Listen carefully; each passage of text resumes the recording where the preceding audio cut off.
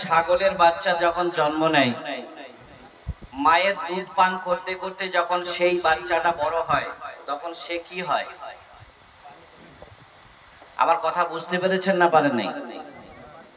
একটা ছাগলের বাচ্চা জন্ম হওয়ার পরে, মায়ের দুধ পান করার পরে মাসের পর মাস, যখন 1 থেকে 2 বছর বয়স হয়ে যায়, সেই ছাগলের বাচ্চাটা কি ছাগল হয় না কুকুর হয়? ছাগল হয়। তো কথাটা অটল থাকবেন। একটা কুকুরের বাচ্চা জন্মের পরে সেও মায়ের দুধ পান করতে করতে বড় হয়ে ছাগল হয় না কুকুর হয়? কুকুর হয়। একটা গরুর বাচ্চাও ঠিক তেমন, সেও গরু হয়, সে কোনোদিন ছাগল হয় না। একটা ছাগলের বাচ্চা কোনোদিন বড় হয়ে গরু হয় না। আচ্ছা, এইবার আপনারা উত্তর দেন, একটা মানুষের বাচ্চার জন্ম হওয়ার পরে মায়ের দুধ পান করতে করতে, শক্ত খাবার খেতে খেতে যখন সে বড় হয়ে যায়, সে কি হয়?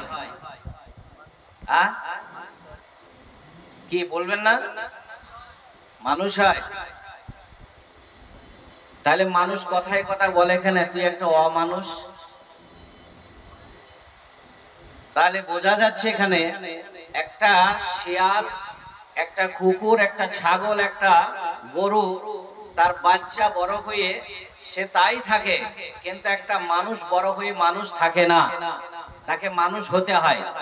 আচ্ছা, আপনাদের এখানে হাই স্কুল কোথায়? আপনাদের হাই স্কুলটা কোথায়? এখানে চমকপুর।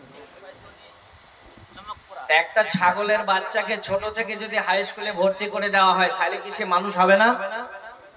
হবে না? মানুষ হবে না, তাই না? তাহলে একটা মানুষের বাচ্চা বড় হয়ে সে কিন্তু মানুষ হয় না, তাকে মানুষ করতে হয়, তাকে লেখাপড়া শেখাতে হয়, তার ভেতরে জ্ঞান আর বোধ এই দুটো থাকতে হবে। জ্ঞান আর বোধ যদি তার ভেতরে না থাকে, তাহলে তাকে মানুষ বলা যাবে না। একটা মানুষ যখন বেলাইনে হাঁটে, যখন বেকা পথে হাঁটে, যখন অন্যায় অপরাধ নিপীড়ন যখন তার ভেতরে পাওয়া যায়, তাকে মানুষ বলে না সবাই, তাকে কি বলে? অমানুষ বলে।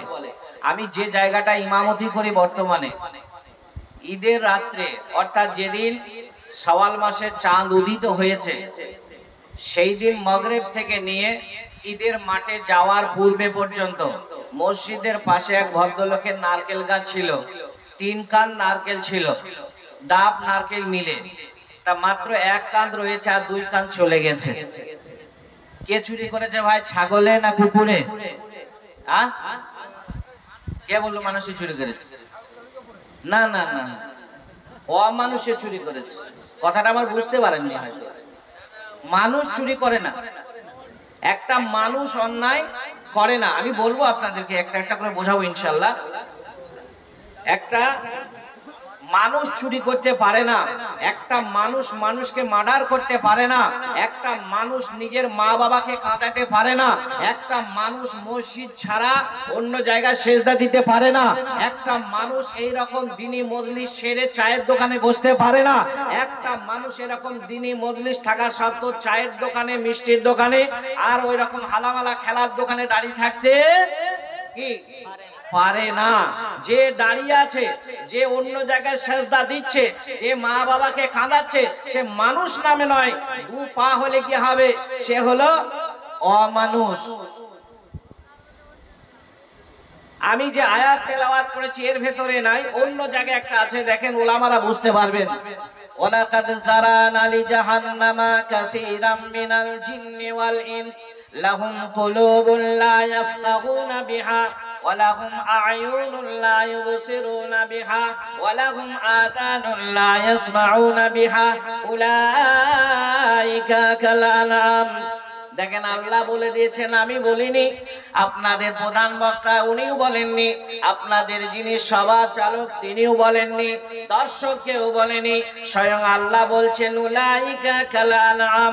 যাকে আমি 2টো পা দিয়েছি, যাকে কান দিয়েছি, চোখ দিয়েছি, দিল দিয়েছি, এই কান আর এই চোখ কান দিয়ে সঠিক জায়গায় সে বিবেচনা করলো না, বিচার করলো না, জ্ঞান আর বোধ এই দুটি যার ভেতরে থাকলো না, সে কখনোই মানুষ থাকতে পারে না। উলাইকা কাল আনাম, সে হলো চতুষ্পর্যন্ত।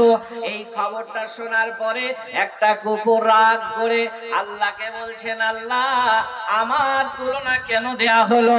আমাকে যখন আমার মনিব এক মুঠো যখন খাবার তার সামনে ফেলে দেয়, একটা ছেঁড়া ফাটা রুটি আমার সামনে ফেলে দিলে, একদিন ফেলে দিলে আমি 1 মাস আমার মনিবের দরজা ভুলি না।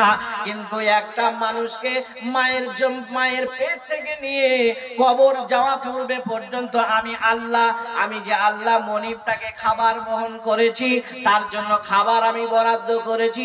এই নেমো খারাপি মানুষকে কেন কুকুর নামে প্রাণী বলছে, আমার সাথে তুলনা দেয়া হলো? আমি তো নেমো খারামি করি না, আমি তো মনিবের কথা শুনি, মনিবের দরজা ছেড়ে অন্য দরজায় যাই না। বন্ধুরে আমার, এই কথাটা শুনে স্বয়ং আল্লাহ আবার পাল্টিয়ে দিলেন, উলাইকা কাল আনাম। তারপরে বলছেন বালহুম আযাল। কোরআন খোলেন, সূরা আনফাল খুলে দেখেন, আল্লাহ বলছেন বালহুম আযাল, বলল চতুষ্পদ নিকৃষ্ট নামে প্রাণীর থেকেও, শূকর আর কুকুরের থেকেও যদি কোনো প্রাণী থাকে তার মতো। তাহলে অমানুষের থেকে ও ভাষাটা আরো ভালো না, এটা খারাপ? কথাটা বুঝতে পারেন না? আমার চলেন আপনাদেরকে একটা দেশে নিয়ে যাই কয়েক মিনিট। ঘড়ি যেভাবে ছুটছে আমি ওইভাবে ছুটতে পারবো না মনে হয়। আজকে 1 ঘন্টা সময় বেঁধে দেওয়া হয়েছে। ভাই, স্পেন বলে একটা দেশ, যে দেশের এ টু জেড ঘটনা বলতে গেলে 3 থেকে 4 ঘন্টা সময়ের প্রয়োজন। আমি কতটা ছেটে কেটে আপনাদেরকে দেব, আপনারা একটু মনোযোগ সহকারে নেওয়ার চেষ্টা করেন। সেটা হলো এই 700 থেকে 800 বছর আপনার আমার মতন মুসলমানরা রাজত্ব করেছিল, মুসলমানদের নেতৃত্ব চলেছিল যে দেশটায়, সেই দেশটাকে আল্লাহ ধ্বংস করে দিয়েছিলেন। সেই মূল কারণগুলো কয়েকটি কথা বলে আমি মূল কথার দিকে ফিরে আসবো ইনশাআল্লাহ। 1 এপ্রিল, এপ্রিল ফুল, শিক্ষিত অশিক্ষিত সমাজ আজকে আমরা ওই দিনটাকে উদযাপন করি না? একটু হ্যাঁ না বলি হাত উঠিয়ে, করি না? এই 1 এপ্রিল, এপ্রিল ফুল, এটা আমরা অনেকেই জানি না আর জানার চেষ্টাও কোনোদিন করি না।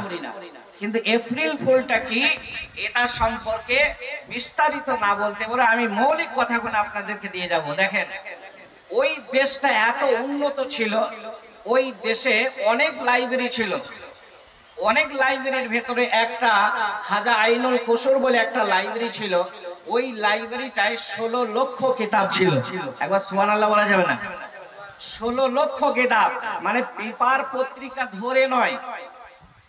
এই আনন্দবাজার আজকাল প্রতিদিন গতি, ইসলাম, মানে এইরকম, এসব বাদ দিয়ে মূল গ্রন্থ 16 লক্ষ কিতাব ছিল সেই লাইব্রেরিটায়। তাই লাইব্রেরিটা কত বড়! আর মসজিদ তো হিসাব নেই। আপনাদের এখানে আমি হিসাব করলাম 200 ঘরও নেই নাকি? কত ঘর হবে টোটাল? 200 ঘরই যেতে হয়, 2টো মসজিদ, তাই না? 200 ঘরের ভেতরে 2টো মসজিদ। আর ওই স্পেনের বুকে স্পেনের জওয়ানরা একাধিক তারা মসজিদ বানিয়েছিল। তার মধ্যে জামিয়া কারডোবা বলে একটা মসজিদ ছিল, যে মসজিদে 7 লক্ষ মানুষ সেখানে নামাজ আদায় করতে পারত। একটু সুবহানাল্লাহ বলা গেল না? বাড়ি গিয়ে বলবেন, এখানে বলতে হবে না। ওই স্পেনের বুকে স্পেনের যুবকরা একটা মসজিদ বানিয়েছিল, যে মসজিদটা আজকে মসজিদে কালেকশন চলছিল। মসজিদে কালেকশন 1000 ইটের জায়গায় 2000 আপনাকে দিতে বলা হচ্ছে।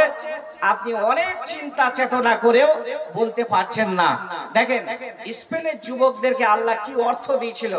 অনেক মসজিদের ভেতরে একটি মসজিদ যেখানে বলা হয়েছে 4 লক্ষ মানুষ একসঙ্গে একই ইমামের পেছনে তারা নামাজ আদায় করার সুযোগ ছিল। সেই মসজিদটার ভেতরে ক্যাপাসিটিটা বলি, বাইরের ক্যাপাসিটি বলতে গেলে অনেক সময় লেগে যাবে। ভেতরের ক্যাপাসিটিটা হলো 500টা থাম ছিল, পিলার ছিল। তা 500টা থাম কিসের ছিল? আপনার মসজিদে থামগুলো কিসের আছে? কিসের? বালি পাথর সিমেন্ট দিয়ে করা আছে না? না কিছু দেন আপনারা? না রড দেন না? রড আছে। কিন্তু ওই 500টা থাম স্পেনের যুবকরা তৈরি করেছিল গেনি সোনা দিয়ে। যে সোনা 1 মুঠো আপনার বাড়িতে যদি থাকে তাহলে এই রকম গ্রামটার নাম কি? নতুন সিনহা। এই গোটা গ্রামটাকে আপনি ক্রয় করতে পারবেন ওই জ্ঞানী সোনা যদি এক মুঠো আপনার থাকে, তাহলে কত মূল্য বুঝতে পারছেন? তাই এই 500টা থামই ছিল জ্ঞানী সোনা দিয়ে একেবারে নিচে থেকে নিয়ে ছাদ লেভেল পর্যন্ত। তাহলে কত টাকা আল্লাহ দিয়েছিল একটু বোঝেন, একটু চিন্তা ভাবনা করেন। তাহলে এত মালের মালিক হওয়ার পরেও তারা কেন ধ্বংস হয়ে গেল? মূল কারণটা কি শুনে নেন ভালো করে। সেই দেশের যিনি রাজা ছিলেন তার নাম হলো রাজা ফার্নান্ডে। এই রাজা ফার্নান্ডে তার স্ত্রীর নাম ছিল রানী ইসাবেলা। এই দুইজনের নেতৃত্বে কিভাবে মুসলমানদেরকে ধ্বংস করা হলো। মানুষ যখন আল্লাহ ভোলা হয়ে যায় তখন আল্লাহ তাদেরকে কিভাবে ভুলে যায়। এই কথাটা শোনার পরে এর পরবর্তী আয়াতগুলো শুনতে আপনার জন্য খুব সহজ হয়ে যাবে ইনশাআল্লাহ। তো এখানে রাজা ফার্নান্ডে মুসলিম মহল্লায় আসে, খুব ধ্যানের সাথে শুনবেন। রাজা ফার্নান্ডে যখন মুসলিম মহল্লায় আসে বসে চলে যায়। আচ্ছা, উনি তো জাতিতে খ্রিস্টান ছিলেন। কোরআনে কি বলছে? লা তাজিদান্না আসাদ্দান্নাসে আদাওয়াতাল লিল্লাযিনা আমানু ইয়াহুদা ওয়াল্লাযিনা আশরাকু। কোরআন বলছে ইহুদি নাসারারা ইসলামের চিরশত্রু। এটা তো শুনেছেন আপনারা, ইহুদি নাসারারা ইসলামের চিরশত্রু। এরা কোনোদিন ইসলামের বন্ধু হয়নি, হচ্ছে না, আগামীতেও হবে না। কোরআন বলছে হবে না, সাক্ষী দিয়ে দিল। তাহলে সে জাতিতে খ্রিস্টান মুসলিম মহল্লায় আসে আর চলে যায়।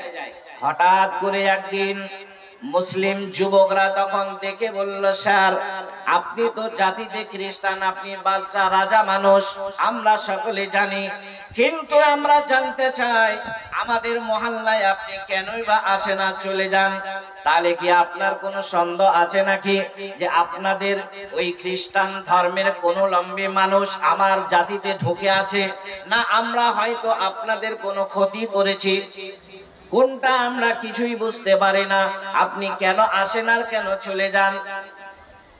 রাজা ফার্নান্ডেজ সেদিন বলেছিল, ওই স্পেনের যুবকদের লক্ষ্য করে বলেছিল, বাবারা সোনারা তোমাদের মহল্লায় কেন আসি শুনবে? তাহলে শুনে নাও, যদি আমাকে আজকে থেকে তোমরা নিষেধ করো, আমি কথা দিচ্ছি তোমাদেরকে আগামী কাল থেকে আর তোমাদের মহল্লায় আসবো না। কারণটা কি শুনে নাও। তোমাদের এই ছোট্ট ছোট্ট ছেলেদের সাদা সাদা পায়জামা পাঞ্জাবি, মাথায় সাদা ধবধবে টুপি, আর মেয়েদের কালো কালো বোরকার হিজাব দেখে আমি মন মুক্ত হয়ে যায়, আমি বাড়িতে থাকতে পারি না। ওই জন্য তোমাদের মহল্লায় এই সুন্দরটা দেখার জন্য মনটা উতাল পাতাল করে, ওই জন্য আমি আসি দেখে চলে যাই। এখন যদি তোমরা আমাকে নিষেধ করো, আমি কথা দিচ্ছি তোমাদেরকে আগামীকাল আমি আর আসবো না। আচ্ছা, উদ্দেশ্যটা ভালো না খারাপ?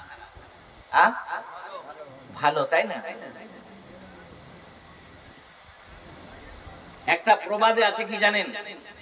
আপনাদের এদিকে আছে কি জানি না, আমি যাকে মারবো 6 মাস আগে গলা ধরে কাঁদবো। ভাষাটা বুঝতে পারলেন না পারলেন না? আমি যাকে মারবো 6 মাস আগে গলা ধরে কাঁদবো। আমার একটা বন্ধুকে যখন মার্ডার করব, হঠাৎ করে নিয়ে গিয়ে মার্ডার করতে পারবো না। নেড়ালাই একেবারে ফাঁকা ময়দানে তাকে মারতে গেলে তার সাথে বন্ধুত্বটা আরো একটু গাঢ় ভাবে সম্পর্কটা জুড়তে হবে। হোটেলে যেতে হবে, রেস্টুরেন্টে সেখানে ঘন ঘন যেতে হবে, পার্কে বেড়াতে হবে, আত্মীয় স্বজনের বাড়ি নিয়ে যেতে হবে। এইভাবে বন্ধুত্ব আরো একটু গাঢ় ভাবে জমিয়ে নিতে হবে। হঠাৎ করে বলবো, ভাই মরু প্রান্তে তোমার সঙ্গে আমার একটা গল্প আছে, ওখানে একটা আমাদের ভ্রমণ আছে, ওখানে যেতে হবে। সে যাবে না? যাবে না? যাবে। রাজা ফার্নান্ডে যেটা বলেছিল সেটা মুখের কথা, বুকের কথা নয়। তার মানে আমি যাকে মারবো 6 মাস আগে গলা ধরে কানবো। এবার মিলিলেন। রাজা ফার্নান্ডে বলল, চিন্তা করে নিল যুবক ছেলেরা আমার কথায় গলে গেছে, বুঝে গেছে, আর আমাকে নিষেধ করবে না। হঠাৎ করে নিয়ে আসে পকেটে করে এক জাল তাস খেলা হয় এদিকে, যদি হয় একটু হ্যাঁ না বলবেন। তাস বোঝেন তো আপনারা? মাশাআল্লাহ, তাস খেলা হয় না মুসলমান গ্রাম মানে? দেখেন, আজকে শোনার পরে তাস খেলবেন কিনা, আপনার যদি মাথায় আল্লাহ কিছু জ্ঞান বিবেক দেয় তাহলে বুঝতে পারবেন। রাজা ফার্নান্ডে পকেট থেকে তাসের ছাড়টা বার করে, আর টাকার মতো ডান হাত আর বাম হাত দিয়ে এরকম গণনা শুরু করে, গুনতে গুনতে আবার ভরে দেয়, আবার পকেট থেকে বার করে। যুবক ছেলেরা দেখে, দেখার পরে জিজ্ঞাসা করে, স্যার আপনার পকেট থেকে এমন কি জিনিস আপনি বারবার বার করে না ঢুকিয়ে রাখেন, পর্দা কেন করছেন? বলল, বাবারা সোনারা আমার পকেট থেকে যেটা বার করছি এটা অন্য কিছু নয়, এটার নাম হলো তাস। বলল, কি হবে? বলল, তোমরা যে সময়টা তোমরা কাটাচ্ছ, তোমাদের বন্ধুর সাথে বন্ধুত্ব সম্পর্কটা ঠিক থাকবে, তোমাদের খেলাটা জমবে, ভালো লাগবে। এটা এমন একটা খেলা, বন্ধুর সাথে বন্ধুত্ব আরো মানে গাঢ় সম্পর্ক হবে। বলল, স্যার তাহলে আমাদের একটু শিখিয়ে দেন না খেলাটা। বলল, এই তো কাজ হয়ে গেছে। ও এসেছিল কি করতে? খেলাটা শেখানোর জন্য। এখানে ওলামা বসে রয়েছেন, আমার সামনে অনেক ওলামা রয়েছেন। ওই খেলাটার নাম হলো বিনতে কাবার। এই বিনতে মানে হচ্ছে এটা আরবি শব্দ, বাবে ইনফিয়াল আপনারা মিলিয়েলেন ভালো করে। বিনতে কাবার মানে হলো মানে আমার বেটি গর্ভবতী হলো, বিনতুন মানে বেটি, কাবার মানে গর্ভবতী। আমার একটা কন্যা যদি থাকে, বিবাহর আগে যদি গর্ভবতী হয়, আপনার শুনতে ভালো লাগবে না নোংরামি লাগবে? হ্যাঁ, খারাপ লাগবে না? তাহলে মুসলমান যুবক ছেলেরা খেলা করে, বাম হাত আর ডান হাতের সাহায্য নিয়ে তাস খেলা করে।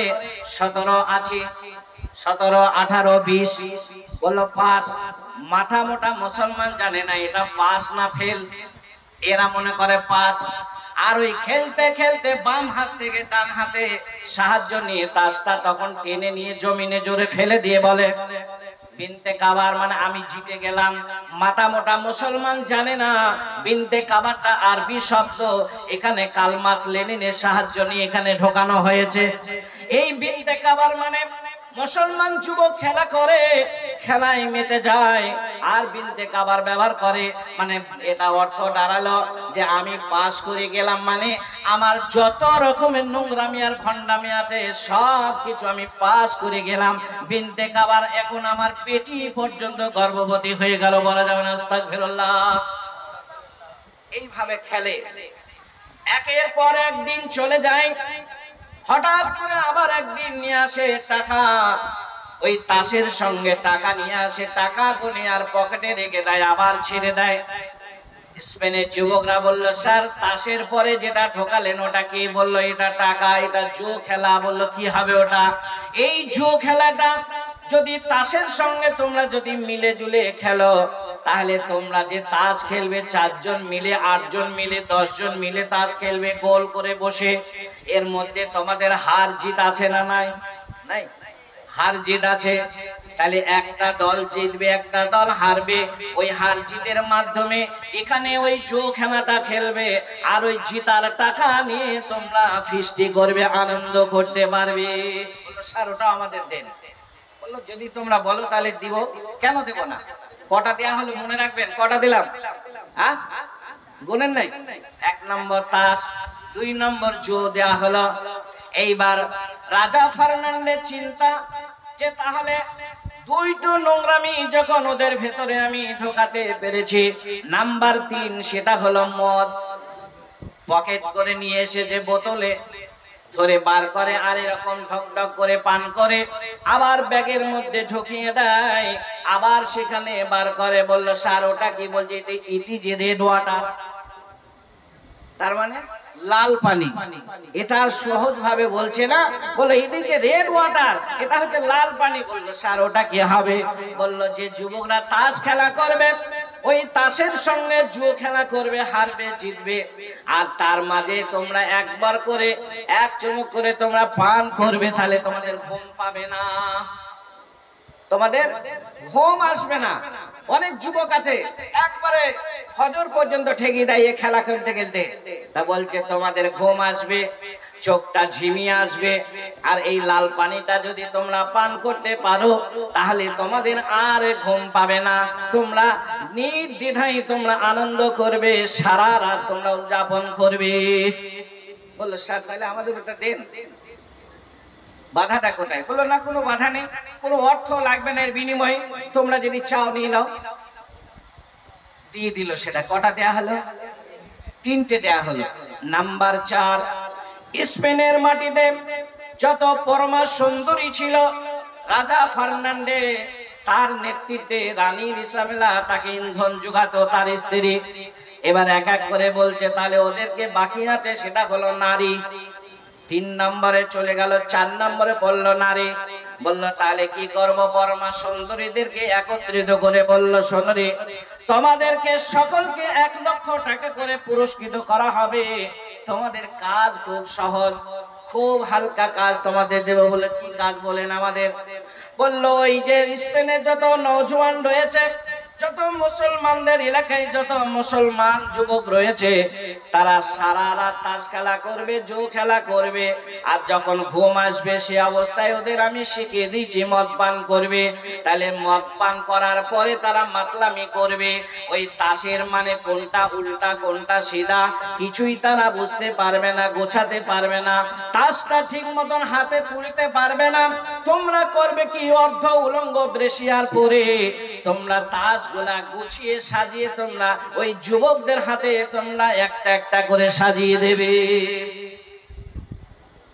যখন স্পেনের মাটিতে ওই পরমা সুন্দরী তারা যখন এইভাবে মুসলমান যুবকদের সামনে এসে তাস গুছিয়ে দিতে যায়, বাঘ যেমন হরিণের মাংসের উপরে প্রলব্ধ হয়।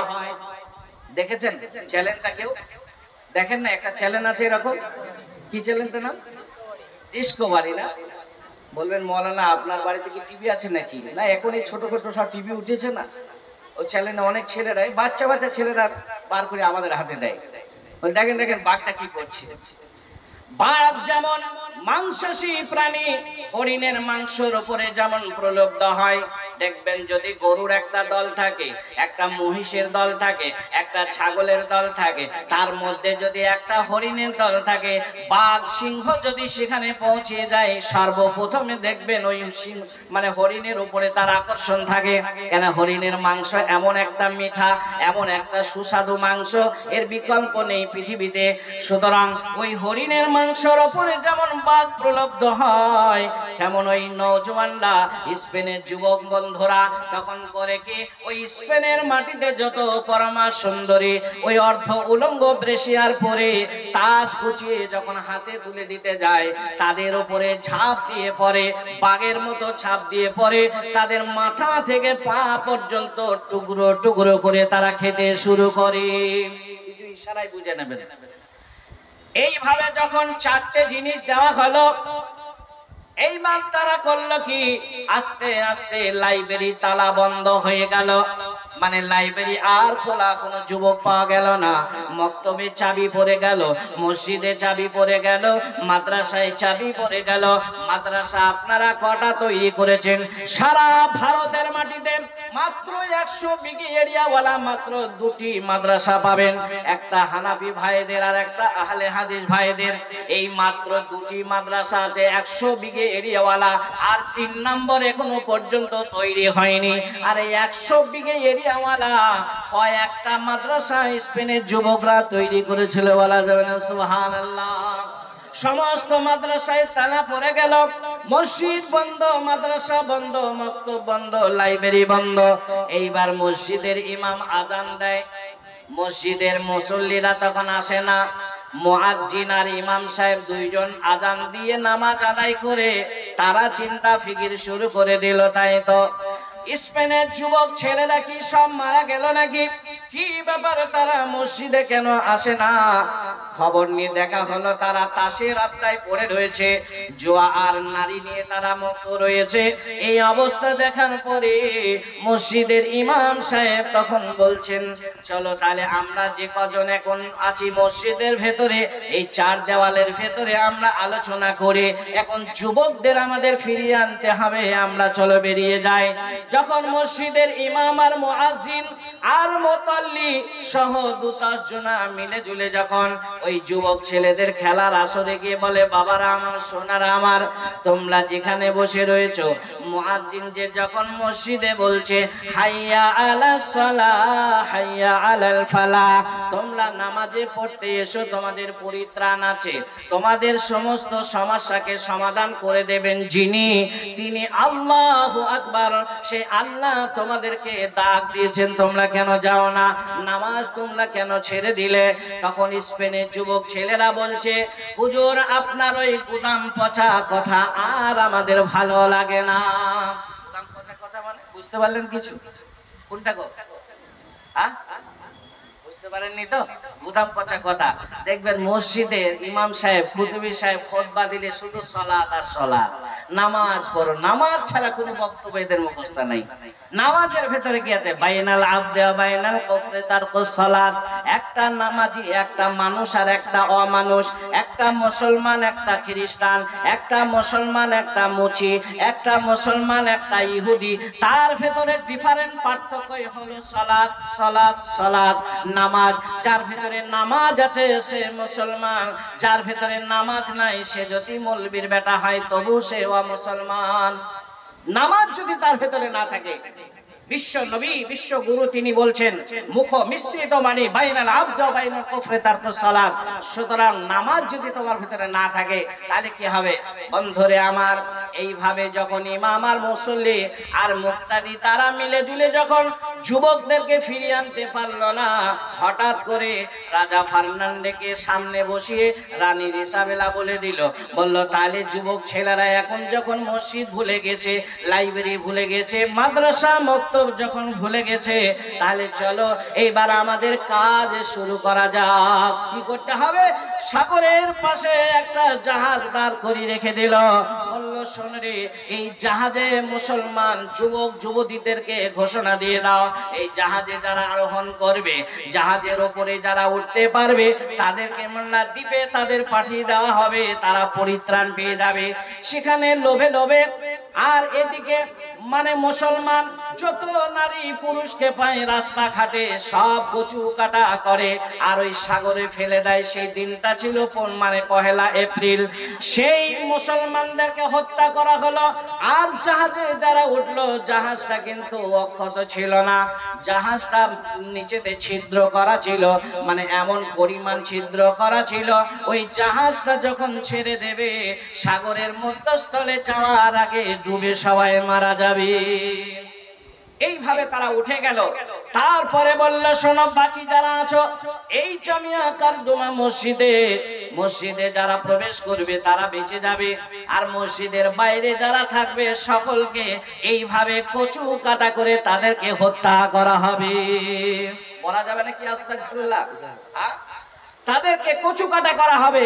যখন এই কথা বলা হলো তখন করলো কি কি নারী আর কি পুরুষ, কারো পেটে বাচ্চা, কারো কোলে বাচ্চা, কারো হাতে ধরে বাচ্চা, এইরকম বাচ্চা নিয়ে অনেক মা বোন আমার মসজিদে প্রবেশ করে, অনেক যুবকরা প্রবেশ করে। এইভাবে যখন 40,000 মানুষ যখন জামিয়া কারদোয়াতে প্রবেশ করলো, কিছুক্ষণ পরে সেই মসজিদের ভেতরে তেল ঢেলে দিয়ে আগুন জ্বালিয়ে দেওয়া হলো। এবার দরজা জানলা বন্ধ করে দিয়ে সমস্ত মুসলমান নর নারীকে জামিয়া কারদুমাতে পুড়িয়ে তাদের শেষ করে দেওয়া হলো। আর ওই খাজা আইনুল কসুর নামে যে লাইব্রেরি ছিল, লাইব্রেরি থেকে সমস্ত কিতাবগুলো বার করে নিয়ে এসে সাগরে ফেলে দেওয়া হলো। এত পরিমাণ কিতাব ছিল যে সাগরে ফেলার পরে সাগরের স্রোত পর্যন্ত বন্ধ হয়ে গেল। বলি সুবহানাল্লাহ। এইভাবে সেই 15 এপ্রিল ফুল যেটা, সেই মানুষ তাদেরকে মানে রাজা ফার্নান্ডে আর রানী ইসাবেলা দুইজনে যুক্তি করে মুসলমানদেরকে এইভাবে একবার নাবুদ করে দিল, তাদেরকে শেষ করে দিল। বন্ধুরে আমার, কিসের ফলে কিসের গুণে তারা আল্লাহ ভোলা হয়ে গিয়েছিল, যার কারণে তাদেরকে এইভাবে এক এক করে শেষ করে দেওয়া হলো। সময় বেশি নেই, মাত্র 20 মিনিট সময়। কি আমার 20 মিনিট টাইম আছে নাকি? 15 শুরু করেছি আমি, 55 বাজে আর 20 মিনিট টাইম আছে। দেখি পানি দেবো।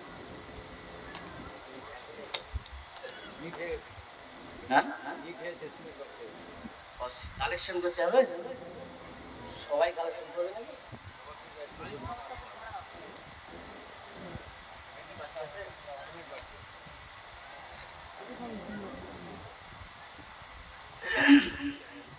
যাক, আমি ফিরে আসছি, এবার ওদিকটা ছেড়ে দিই। আপনার আমার ভেতরে যদি 5টা গুণ থাকে, এই 5টা গুণে গুণান্বিত যিনি, তিনি হবে মুসলমান, তিনি হবে জান্নাতি মানুষ, তিনি হবে প্রকৃত মানুষ। যেটা ভূমিকাতে আপনাদের বলেছিলাম, ছাগলের বাচ্চা থেকে কোনোদিন গরু হবে না, গরুর বাচ্চা থেকে কোনোদিন ছাগল হবে না, কিন্তু মানুষের বাচ্চা থেকে তার স্বভাব, তার চরিত্র, তার আখলাকের দিকে মানে লক্ষ্য করলে অনেক সময় তারা ছাগল গরু প্রাণীর মতো হয়ে যায়, তাদের যদি চরিত্র যদি খারাপ হয়। এইবার দেখেন, বুঝতে পারবেন। নাম্বার 1 একটা একটা করে বলে নি। ইন্নামাল মুমিনুন আল্লাযীনা ইযা যুকিরাল্লাহু ওয়াজিলাত কুলুবুহুম ওয়া ইযা তুলিয়াত আলাইহিম আয়াতুহু যাদাতুহুম ঈমানা। নাম্বার 1 শুনে নেন, ইন্নামাল মুমিনুন আল্লাযীনা ইযা যুকিরাল্লাহ, যখন কোরআনের কথা শুনবে, যখন হাদিসের বয়ান শুনবে, ওয়াজিলাত কুলুবুহুম, তার দিলটা থরথর করে কেঁপে উঠবে। তাই তো আমি তো সুদের টাকা খাই, সুবহানাল্লাহ, আমি যে নামাজি হয়ে সুদের টাকা খাই, আমি নামাজি হয়ে পিতামাতাকে কান্না করাই, আমি নামাজি হয়ে প্রতিবেশীর হক আদায় করি না, আমি নামাজি হয়ে আমার পশুটা অন্য জনার ফসলে লেগে গেছে। সুতরাং ওয়াজিলাত কুলুবুহুম, তার দিলটা যদি থরথর করে না কাঁপে, তাহলে জানবেন আপনার ভেতরে ঈমান নাই। আর যদি কেঁপে ওঠে, জানবেন ঈমান আছে। আমার ডান দিকে যে মেশিনটা চলছে, মেশিনের ওপরে হালকা করে হাতটা চাপিয়ে দেন, যদি আপনার হাতটা যদি কম্পন হয়, তাহলে জানবেন মেশিনটা চালু আছে। আর যদি আপনার হাতটা যদি কম্পন না হয়, তাহলে জানবেন মেশিনটা বন্ধ আছে। বন্ধুরে আমার, আল্লাযীনা ইযা যুকিরাল্লাহ, কোরআন শোনার পরে, হাদিস শোনার পরে যদি আপনার দিলটা যদি না কাঁপে, তাহলে জানবেন আপনি প্রকৃত মানুষ নয়, অমানুষ হয়ে গেছেন। কথাটা বুঝতে পেরেছি আমরা আর মানুষ নেই, অমানুষের খাতায় নাম লেখা হয়ে গেছে। বন্ধুরে আমার, তারপরে শুনে নেন কিভাবে আপনার দিলটা কাঁপবে। আল্লাহর নবী যখন বেঁচে ছিলেন, আল্লাহর নবীর জবান দিয়ে বার হয়েছে আশারে মুবাশশারা, 10 ব্যক্তির জন্য জান্নাতের সুখবর জানিয়ে দেওয়া হয়েছে। আপনারা শুনেছেন না শোনেন নাই? শোনেন নাই? 10 ব্যক্তির জন্য সুখবর ছিল, জান্নাত তারা চলে গেছে। যায়নি কেন? মরেনি তাই যায়নি, এত দূর খবর তাদের কাছে ছিল। তার ভেতরে একজন ছিল আল্লাহর নবীর জামাই, তার নাম হযরত উসমান গনি। এই নামটা আপনাদের শোনা। দেখেন, জান্নাত ঘোষণা হওয়ার পরেও, জান্নাতের টিকিট পাওয়ার পরেও এত সুখবর পানেওয়ালা মানুষটা ওই নীরব নগরের পাশ দিয়ে, গোরস্থানের পাশ দিয়ে আপনি আমি কেমন করে পার হয়ে যায়। বন্ধুর হাতটা এইভাবে ধরে, আমার দুলা ভাইয়ের হাতটা এইভাবে ধরে, আমার মানে শালিকার হাতটা এইভাবে ধরে ওই কবরের পাশ দিয়ে আমরা বিভিন্ন রকমের গল্প শুরু করে দিয়ে চলে যায়। কিন্তু আল্লাহর নবীর ওই জামাই এবং সাহাবী হযরত ওসমান গনি রাদিয়াল্লাহু তাআলা আনহু, তিনি যখন কবরের পাশ দিয়ে চলে যাচ্ছেন, তিনি নীরব নগরের পাশ দিয়ে যেতে পারলেন না। অঝর নয়নে তিনি কেঁদে উঠলেন। কেমন করে কাঁদলেন কবির ভাষায় বলে আমি শর্ট করে দিই। হযরত ওসমান হতে বর্ণিত রয়েছে, যখন যাইতেন তিনি কবরের কাছে। লিল্লাহি তাকবীর। আপনারা একটু সাড়া দেন না, তবে তো জানবো আপনারা জেগে আছেন। হযরত ওসমান হতে বর্ণিত রয়েছে, যখন যাইতেন তিনি কবরের কাছে, এমন কাঁদিতেন তিনি ভয়ে কবরের, এ দাড়ি ভিজিয়া যাইত পানিতে চোখের। সাহাবায়ে তারে জিজ্ঞাসা করিল, কবর দেখিয়া তুমি কাঁদো কেন বলো? যখন জিকির হয়, যখন জিকির হয় জান্নাত নরকের, তখনও না কাঁদো তুমি এই প্রকারের। এর প্রতি উত্তরে বলিলেন তিনি, এমত মোরে বলে গেছে নবী গুণমণি, তোমার অবস্থা যেন এরূপ হইবে, মালধন সবই তোমা পড়িয়া রহিবে। তোমার অরেশে গণ কবরে রাখিয়া, বাড়ি এসে নেবে তারা ভাগ যে করিয়া। বলে গেলে রাসূলুল্লাহ পাক জবানেতে, এ না আছে কঠিন জায়গা কবর হইতে, বাঁচিয়া থাকিতে তুমি হও সাবধান। কবরের বন্ধু তুমি বানাও আপন, সাদেকা জারিয়া জাহাজ করে যাবে, কবরের বন্ধু তুমি বানাইয়া নেবে। লিল্লাহি তাকবীর। ভাই, আলোচনা শেষ করব না ধরে থাকবো? ধরে থাকবো? দেখি কিরকম ধরে থাকতে বলছেন। 5 বস্তা করে সিমেন্ট, মাত্র 10টা লোকের কাছে আমি একটু আশা করছি। 5 বস্তা সিমেন্টে কত দাম ভাই আমি জানি না, এদিকে কত রেট চলছে? 2000 টাকা, মাত্র 2000 টাকা। যার মা মারা গিয়েছে, আব্বা মারা গেছে, কবরবাসী হয়ে গেছে, ইহ জগৎ ছেড়ে পরজগতে গমন করেছে, আল্লাহর ডাকে তারা সাড়া দিয়ে আসল ঘরে তারা শুয়ে আছে। সেই ঘরটা আলোময় করার জন্য, সুখময় করার জন্য এমন যোগ্য ছেলে কে আছেন? একবার হাত উঠি বলেন তো সর্বপ্রথমে দেখি। 5 বস্তা সিমেন্ট দেবেন। একটু ওঠেন ভাই, চেহারাটা দেখি ভালো করে। কি নাম? একটু মোলাকার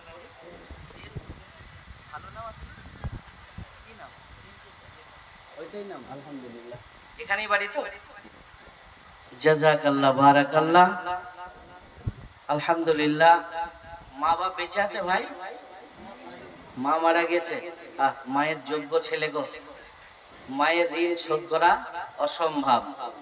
একটা ছেলে সেদিন চুল কাটছিল, একটা হাজির বেটা, চুলের যে কি ডিজাইনার বলা লাগবে না। কি নাম? আবুল হোসেন।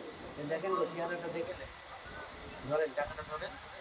দুটো এসেছে ভাই, আমি 10টা বলেছি, খুব বেশি বলিনি, 10টা। দুটো এসে গেছে। একটু চট